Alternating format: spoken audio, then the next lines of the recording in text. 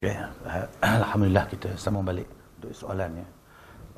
Kalau tadi saya sebut tentang peranan suami, kalau boleh dia tak dibenarkan mencacat cederakan fizikal.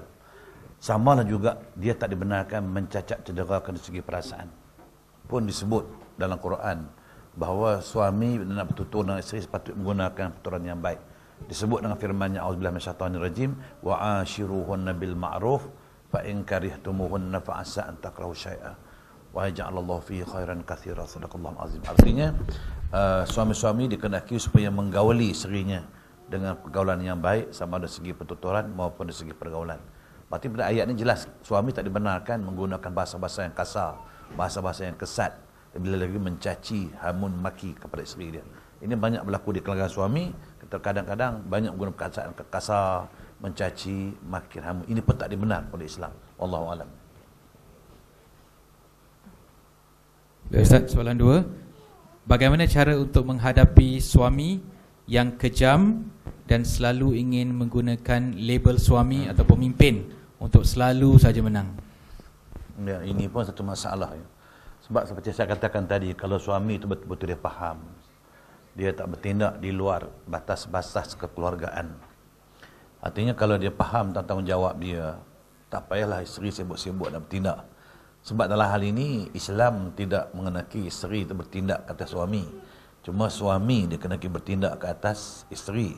Sebab terlihat dalam ayat surah An-Nisa ayat 34 disebut wallati takhafuna nushuzahunna fa'idhuhunna wahjuruhunna fil madaji' wadribuhunna fa in ata'nakum fala tabghu 'alaihinna sabila innallaha kana 'aliyan kabira.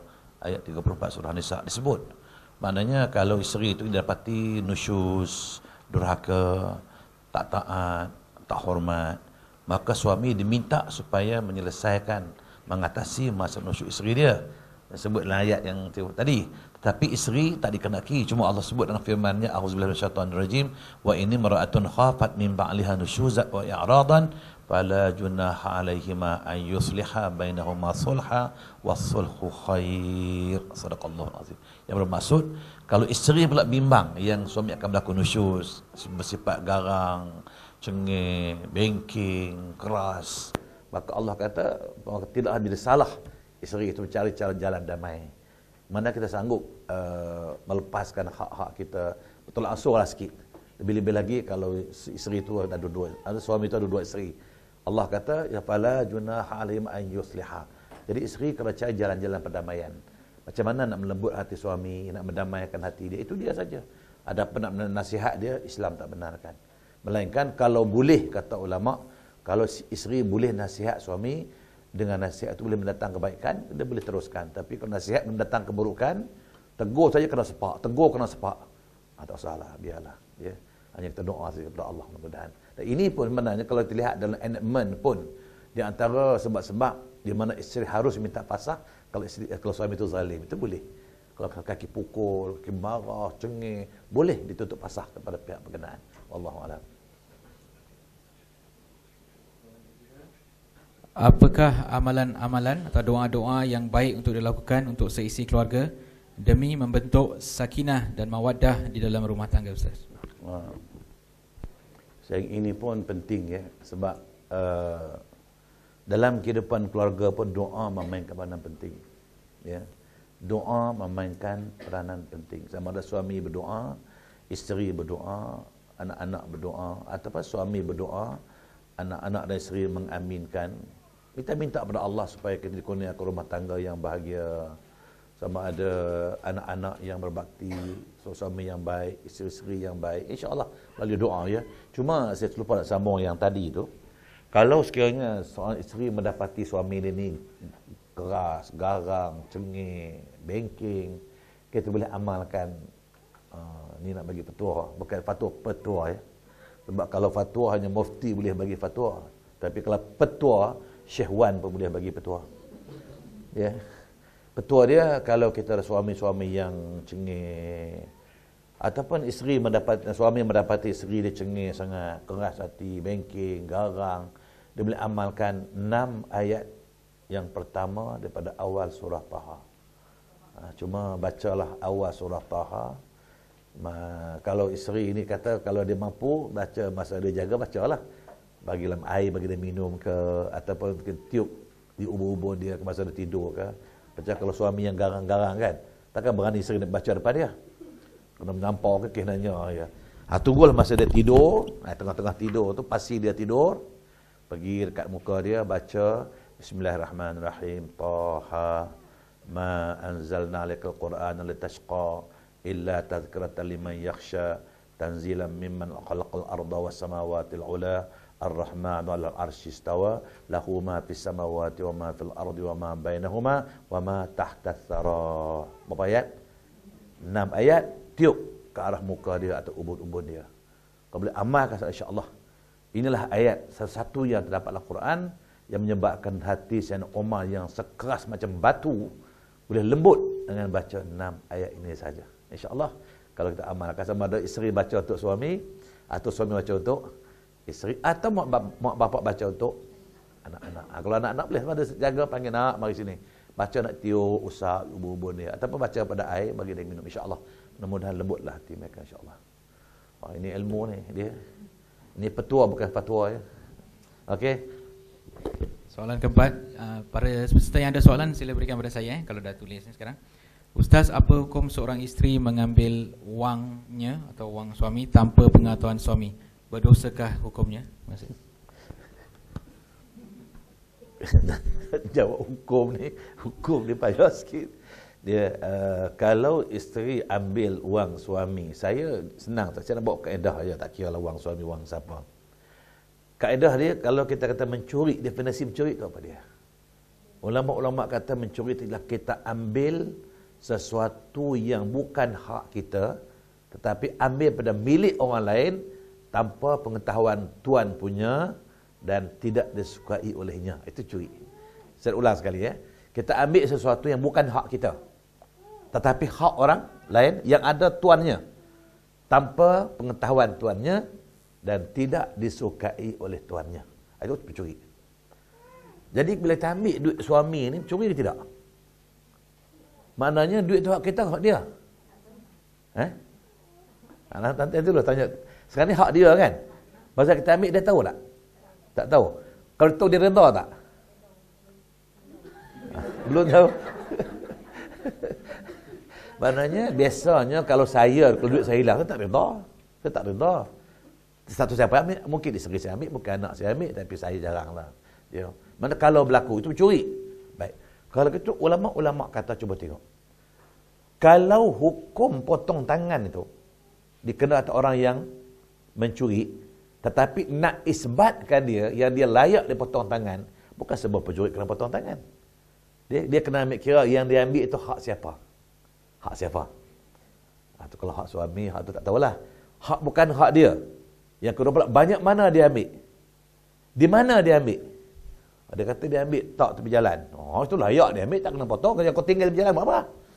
Betul tak? Nak mencuri potongan. Maka sebab itulah ulama-ulama kata, kalau sekali satu kampung tu ada orang kaya ramai, orang miskin pun ada, tetapi si miskin ini tak pernah dapat habuan haknya daripada harta orang kaya. Tiba-tiba dia mencuri harta orang kaya, maka dia tak kena potong tangan. Cuba tengok hukum ni. Boleh faham tak?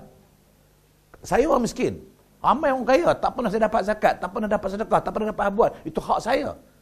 Dalam harta mereka ada hak saya. Tapi tak pernah saya dapat. Tiba-tiba saya curi hak mereka. Kalau saya dapat tangkap, saya tak kena potong tangan. Dia faham tak? Jadi bila ambil hak suami ni kena potong tangan tak?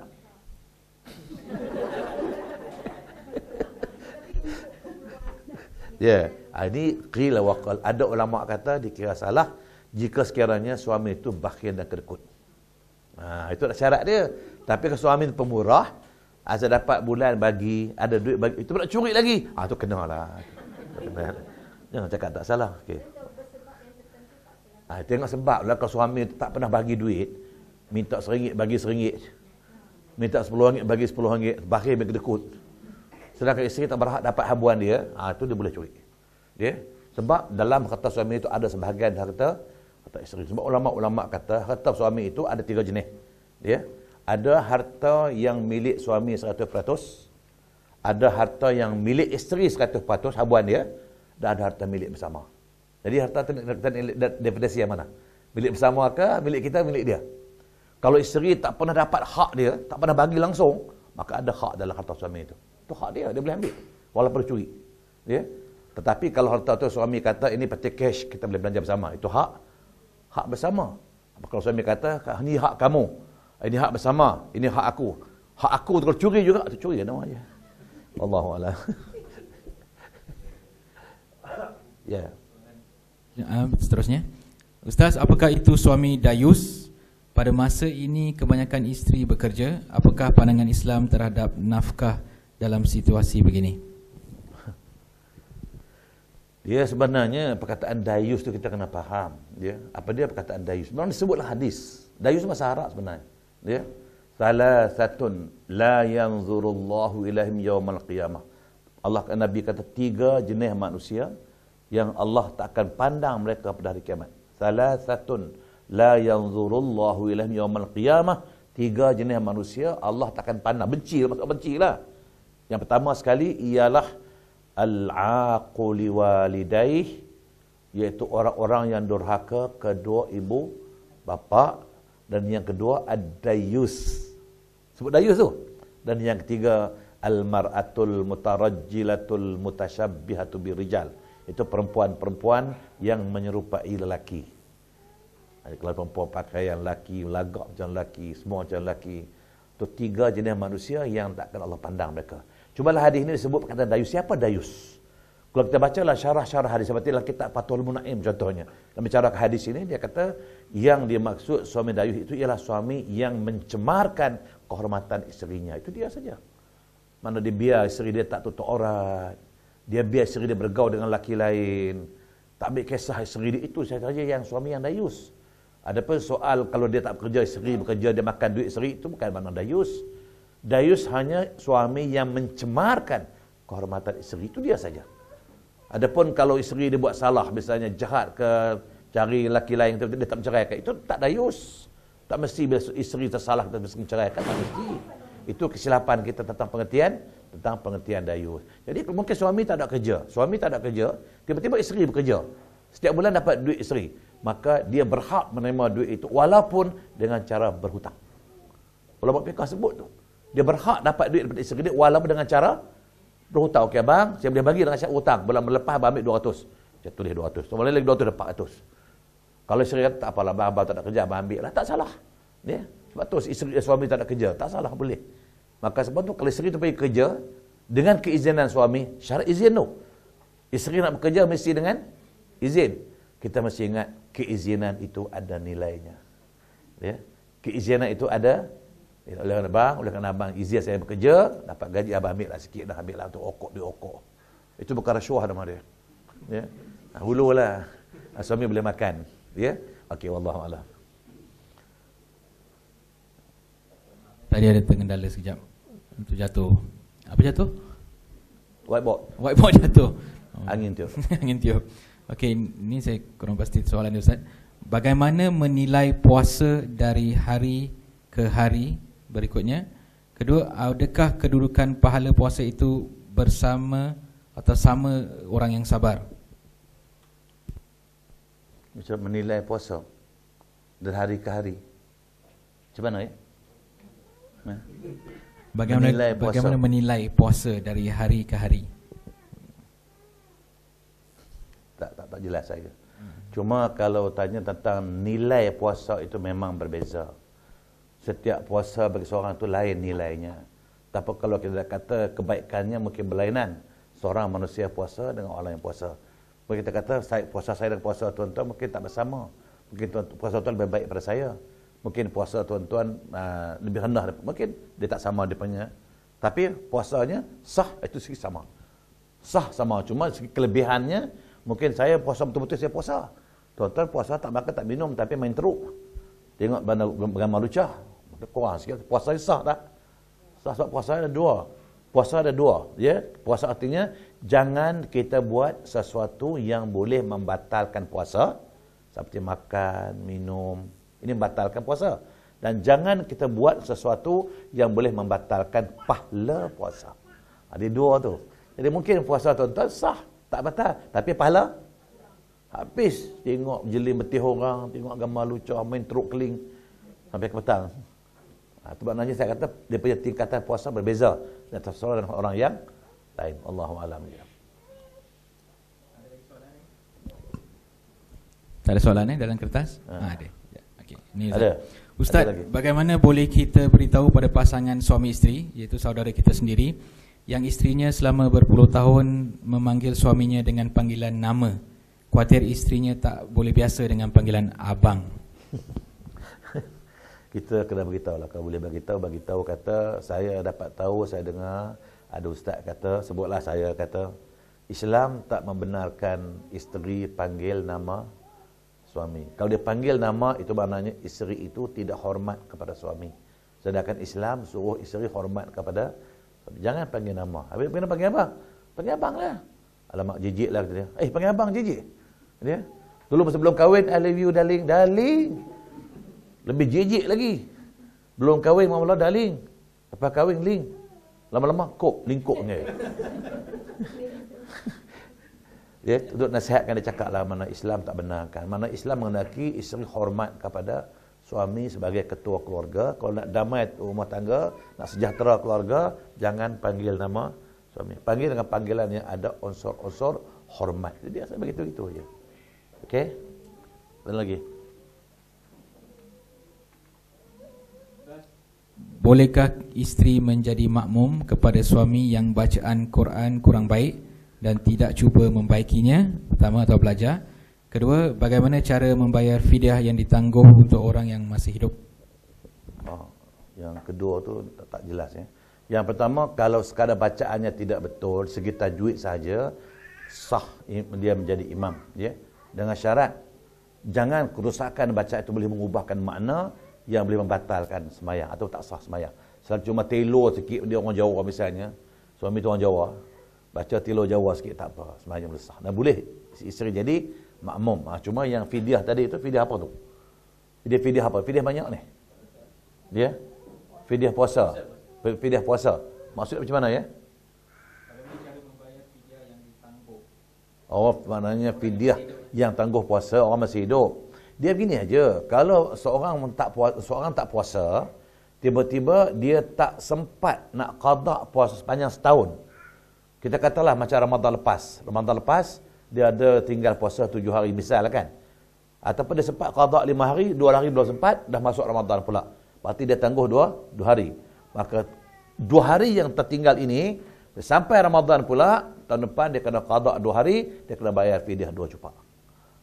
Kalau dia tak bayar setahun lagi, puasa masih kekal 2 hari, tapi fidyah tambah jadi 4 cupak. Tak bayar lagi, tahun depan tambah lagi jadi 6. Ada orang kata tambah, ada orang kata double. Ada orang kata 2 jadi 4, 4 8, 8 16, 16 32. Tu dia tu qila waqa, tapi saya terima pendapat kata tambah. Tambah kena denda 2 yang tak buat itu. Jadi maka sebab itulah orang yang masih ada tangguh puasa, qada puasa, cepat-cepatlah qada sebelum masuk Ramadan yang berikutnya. Okey. Ada lagi? Kalau nak langsung tanya. Ya. Ya.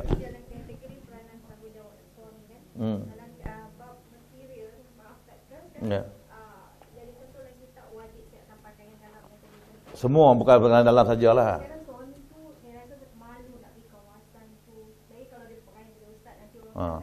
Tak payah dia pergi. Dia bagi duit lah, tu maksud dia.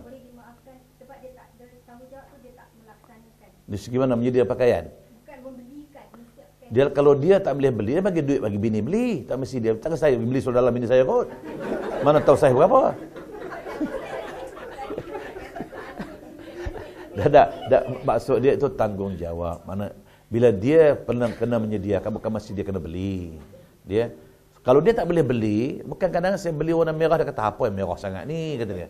Bagi duit dekat dia, so dia beli, kata abang, kalau dalam saya dah habis kerupuk dah bang, warna putih jadi kelabu dah bang. Saya cakap tadi lah kan. Okey, nak kau nak apa lah, ambil lah, nah duit pergi beli. Ataupun duit yang abang bagi pada kau belilah. Kalau tak cukup duit, abang tambah duit lagi. Boleh, macam saya gitu juga, saya cakap isteri saya. Apa keperluan kau, tu duit anda kau pakailah. Belilah. Saya buat gitu aja. Tu masalah saya bertanggungjawab. Duit saya isteri saya mana kerja, bukan kerja pun. Ambil duit mana? Duit itulah, duit yang saya bagi itulah. Itu tanggungjawab saya. Bukan mesti solat dalam dia saya kena pergi beli. Tu dia Nak cari jenis apa, mana saya tahu.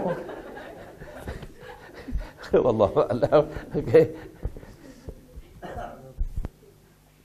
Ada lagi soalan?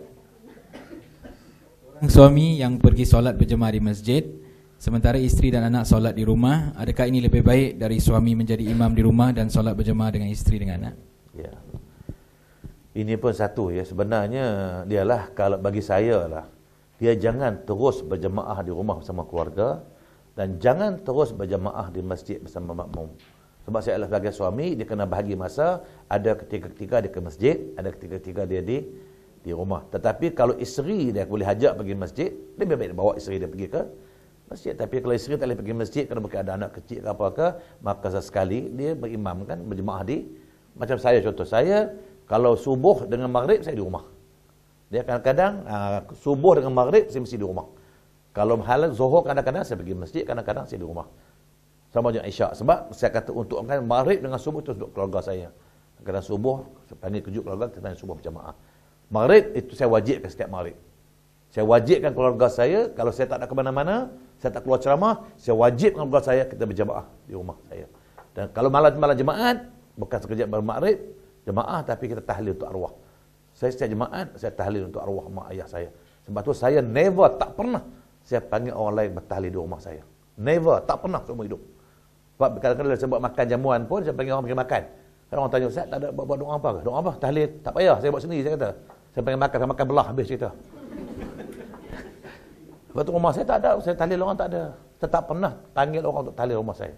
Sebab saya, keluarga saya, setiap malam jemaat, kalau kami berjamaah, lepas tu kita tahlil untuk mak ayah saya. Setiap malam jemaat, kalau tak ke mana. Jadi tak payah saya perlu orang lagi dah. Buat apa untuk orang? Betul tak? Ini orang lain nak buat kenduri cukup kepala anak pun, nak tahlil arwah. Nak kenduri sikit kekah pun, tahlil. Menyusahkan orang. Kalau kekah-kekah lah, nak buat kenduri kekah. Ini masih itu kesempatan, tahlil lah, doa selamat, doa tolak bala, habis semua dibuatnya. Akhirnya saya yang kenanya. Menyusahkan orang. Saya kalau buat kenduri, buat jamuan, saya buat jamuan. Okey, saya buat jamuan, panggil makan kenduri. Panggil makan kenduri, bukan panggil doa tahlil. Kadang orang tanya, Ustaz tak ada buat doa apa ke? Doa apa ke? Doa tahlil. Tahlil saya buat sendiri, tak payah, panggil makan aja.